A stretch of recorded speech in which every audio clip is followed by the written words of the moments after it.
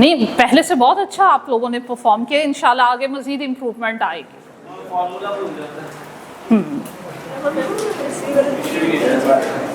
तो वो तो मैंने बता दिया, वो करेक्शन हो जाएगी।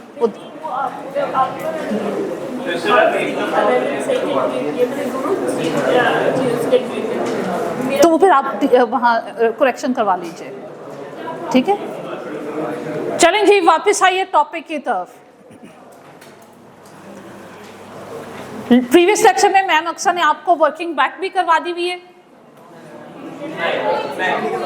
वो इसलिए नहीं हुई थी ना बेटे, वो आईटीए में वर्किंग बैक इंक्लूड नहीं है, ठीक है। This is the reason.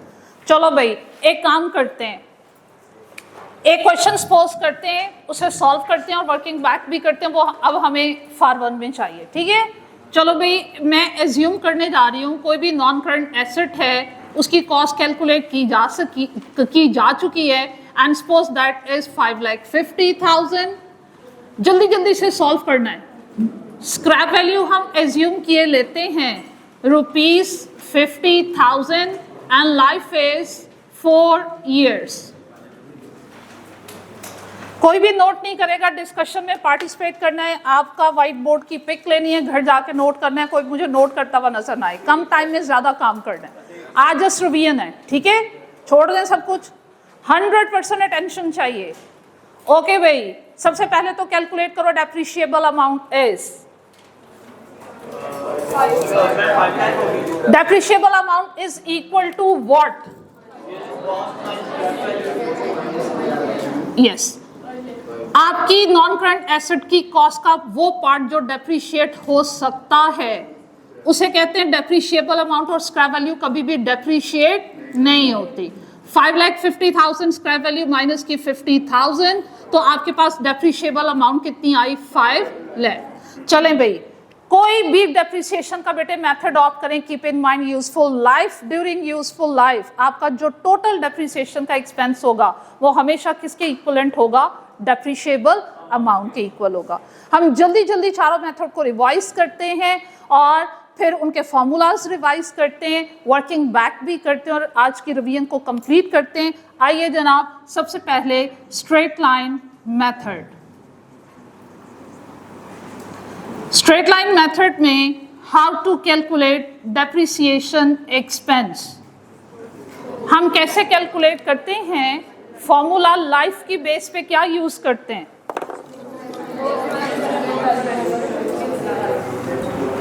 Straight line method में cost minus scrap into divided by, या तो करेंगे लाइफ और एक और अप्रोच भी होती है cost minus scrap into rate, ठीक है।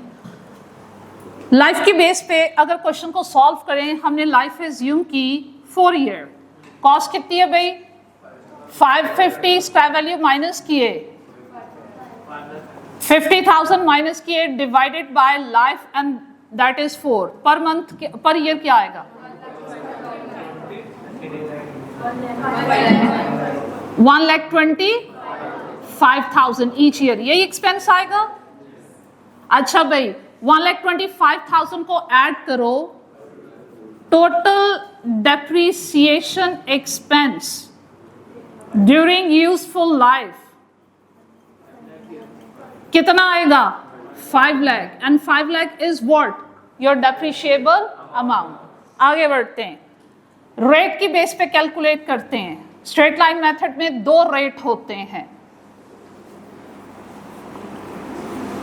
ये आईटीए ने सिखाया हुआ है, अनएडजस्टेड रेट और एडजस्टेड रेट। ये सिखाया हुआ ना? नहीं सिखाया हुआ? अब याद नहीं, चलो अभी रिवाइज इसीलिए आज कर रहे हैं। अनएडजस्टेड रेट अगर फाइंड आउट करना हो तो वो कैसे फाइंड आउट किया जाता है? 1/लाइफ इनटू 100। हमारे इस एग्जांपल में लाइफ क्या सपोज किए हुए? 4, 100 से मल्टीप्लाई किया, परसेंटेज में आंसर चाहिए, क्या आएगा? 25%। इस मेथड को लेकर चलते हैं।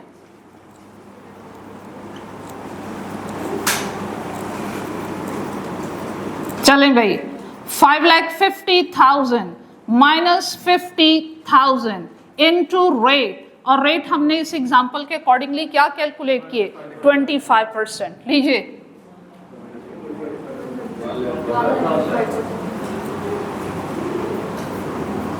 बात समझ में आई?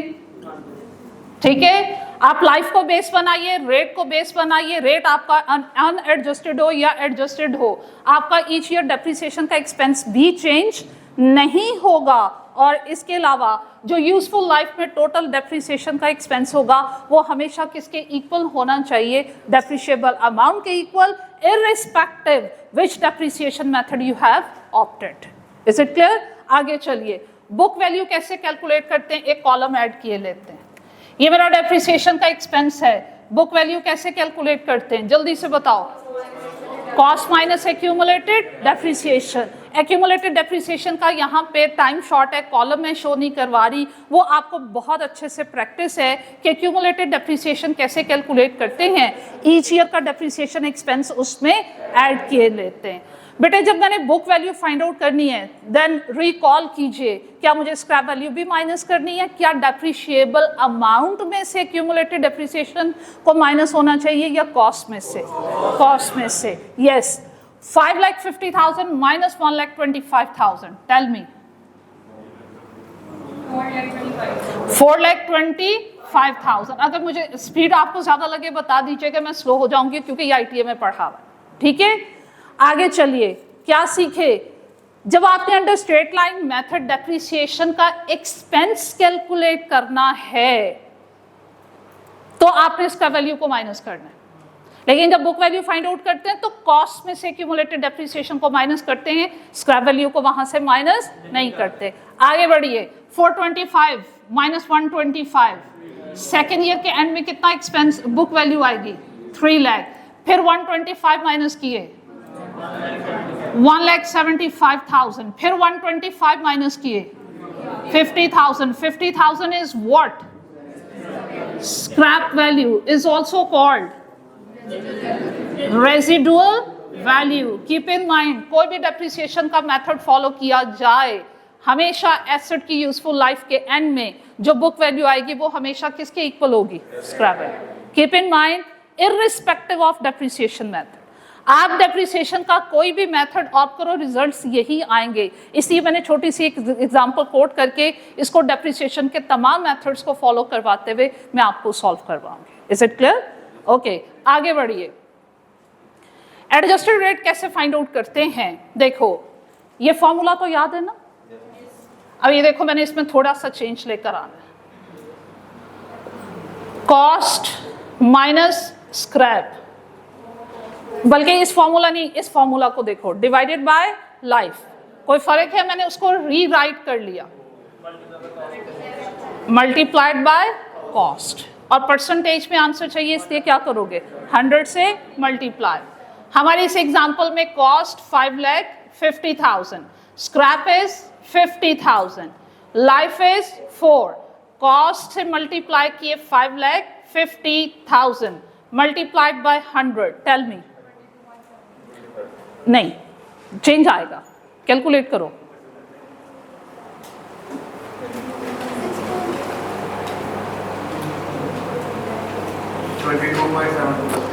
एग्जैक्टली बताना है, ठीक है? राउंड ऑफ नहीं करना मेरा बेटा। 22.72, बस खत्म। ओके, इतना परसेंट आया। बेटे अगर स्ट्रेट लाइन मेथड में डेप्रिसिएशन का एक्सपेंस फाइंड आउट करना है और रेट आपके पास अनएडजस्टेड हो तो ईच ईयर डेप्रिसिएशन का एक्सपेंस यूं फाइंड आउट करते हैं। लेकिन इस रेट को एडजस्टेड कब कहते हैं? जब स्क्रैप वैल्यू आपकी रेट में एडजस्ट हो चुकी होती है ऑलरेडी। नहीं समझ आई? फिर से समझिए, अनएडजस्टेड और एडजस्टेड रेट में डिफरेंस क्या होता है? जब आपने अनएडजस्टेड रेट फाइंड आउट किया तो कहीं फॉर्मूला में स्क्रैप वैल्यू एडजस्ट हुई? नो, ये अनएडजस्टेड है with respect to scrap value. यहाँ आओ, इस फॉर्मूला में कहीं स्क्रैप वैल्यू नजर आ रही है? वो एडजस्ट हो गई है, और जब स्क्रैप वैल्यू एडजस्ट हो जाती है उस रेट को हम क्या बोलते हैं? Adjusted rate. और अगर स्क्रैप वैल्यू ऑलरेडी एडजस्ट हो जाए तो डेप्रिसिएशन एक्सपेंस कैलकुलेट करते वक्त आपने यहाँ से स्क्रैप वैल्यू को माइनस नहीं करना, वो देखो ऑलरेडी माइनस हो चुकी। कैसे? जब स्क्रैप वैल्यू एडजस्ट नहीं हुई, रेट क्या था, और स्क्रैप वैल्यू एडजस्ट होने से रेट क्या हो गया, कम हो गया। तो स्क्रैप वैल्यू जब ऑलरेडी एडजस्ट हो चुकी हो तो अंडर स्ट्रेट लाइन मेथड हम डेप्रिसिएशन का expense per year per annum कैसे कैलकुलेट करेंगे? हम कॉस्ट को मल्टीप्लाई करेंगे एडजस्टेड रेट के साथ, और जब रेट आपका अनएडजस्टेड होता है तो क्योंकि उसमें स्क्रैप वैल्यू एडजस्ट नहीं हुई होती, इसलिए स्क्रैप वैल्यू को माइनस करना पड़ता है। और जब एडजस्टेड रेट यूज करते हैं, स्क्रैप वैल्यू माइनस हो चुकी है, इसलिए दोबारा से माइनस करने की जरूरत नहीं है। बट इसका एक्सपेंस की अमाउंट पे कोई फर्क नहीं पड़ेगा। ये देखो मैं आपके सामने प्रूव करने जा रही हूं। And depreciation expense, net book value, first year, second, third, fourth, depreciation का एक्सपेंस कॉस्ट कितनी है? 5,50,000। एडजस्टेड रेट कितना है? 22.72%। Tell me.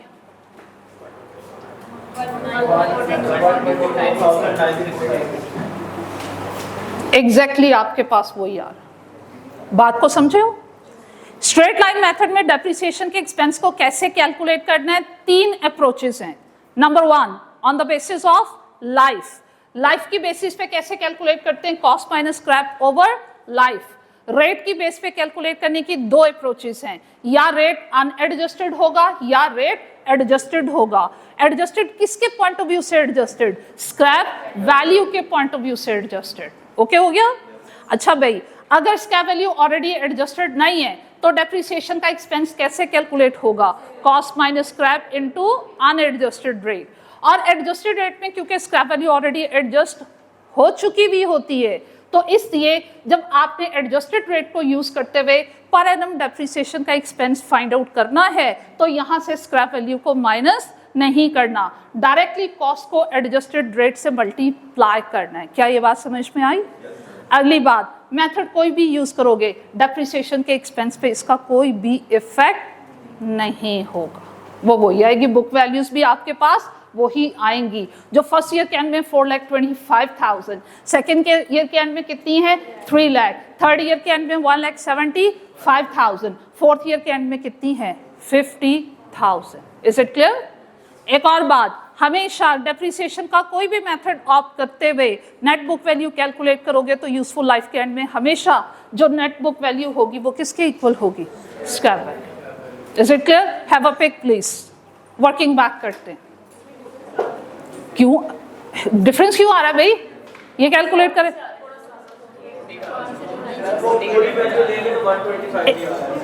यहां राउंड ऑफ किया होगा मैंने, हाँ इसीलिए मैंने कहा था कि राउंड ऑफ नहीं करना, एग्जैक्ट वैल्यू लेकर चलोगे यही आंसर आएगा, पॉसिबल ही नहीं है।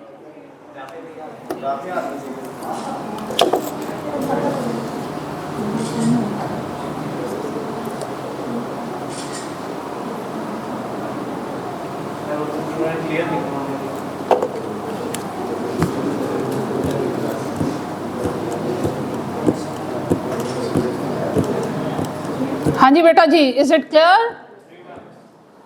अगली बात समझाएं जो आईटीए में नहीं पढ़े, कॉमन अंडरस्टैंडिंग है।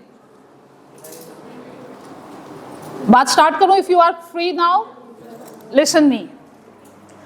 अगर बेटे ये नॉर्मल प्रोसीजर है, कॉस्ट हमें गिवन है, डेप्रिसिएशन माइनस करके हमने net book value find out की हुई है।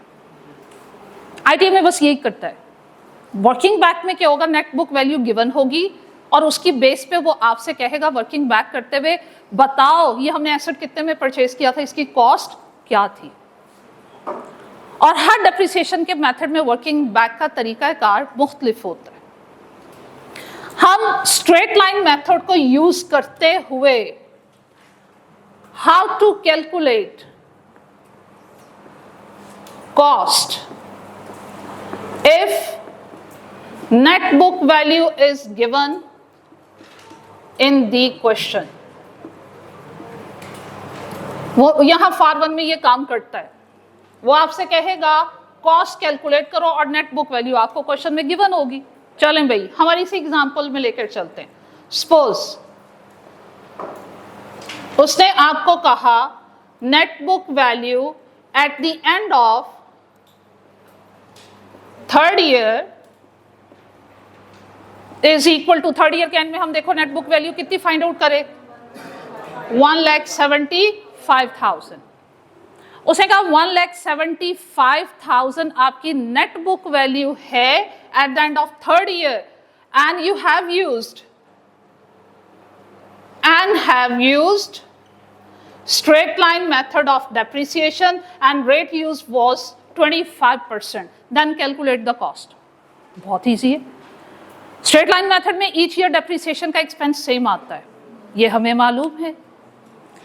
अब बुक वैल्यू थर्ड ईयर के एंड का मीनिंग क्या है, ये 3 साल डेप्रिशिएट हो चुकी, पहले साल भी 25% डेप्रिशिएट हुई, दूसरे साल भी 25% डेप्रिशिएट हुई, तीसरे साल भी 25% डेप्रिशिएट हुई, तीसरे साल के एंड तक कितनी डेप्रिशिएट हो चुकी है, तो रिमेनिंग कितने परसेंट रह गया, ये 25% है किसका, कॉस्ट का। और कॉस्ट हमेशा कितने परसेंट, 100%। क्या करोगे, ये आपकी कितने परसेंट है, 25% है, इसको इसी की वेटेज से डिवाइड कर दो, 100% cost you have to calculate, तो 100% से क्या करोगे, मल्टीप्लाई। टेल मी,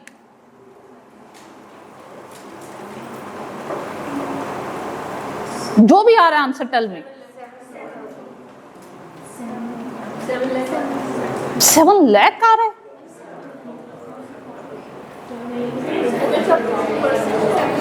परसेंटेज तो परसेंटेज के साथ कैंसिल हो जाएगा, देखो वहां कहीं गड़बड़ तो नहीं करी।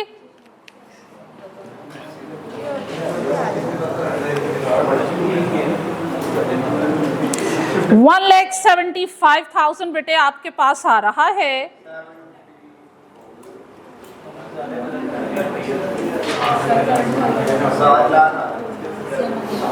ये बेटे 7 लाख क्यों आ रहा है। अच्छा देखो यहाँ पे कहीं कैलकुलेशन एरर हम करें,